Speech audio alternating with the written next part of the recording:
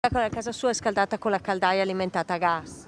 Sì, sì, naturalmente io che cerco di contrastare il cambiamento climatico con le mie azioni quotidiane, tengo il riscaldamento al limite, diciamo, abito da sola e quindi economizzo sia per quanto riguarda l'inquinamento sia per quanto riguarda il livello economico. Mi costa quasi il doppio rispetto agli altri anni e non lo so come andiamo a finire qua. Oltre che il gas usiamo anche la legna.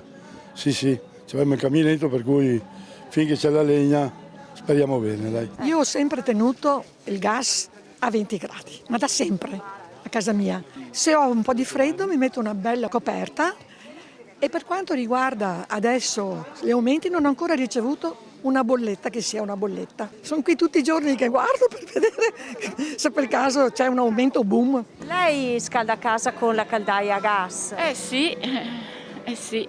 Ha pensato magari a qualche altro sistema di No, riscaldamento? perché io sono su una casa del comune, non si possono fare le cose come vuoi tu. Non utilizzo il gas, da molti anni sono passato alla pompa a calore proprio per non utilizzare gas e forme di quel tipo lì, insomma gasolio, tutte quelle cose lì. Siamo tante persone qua con un reddito di 8.000 euro all'anno, come possiamo resistere a queste bollette stellari?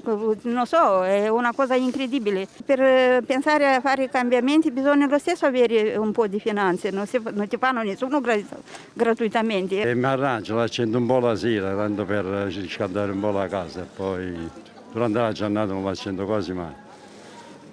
La luce è la stessa cosa e questo è il problema.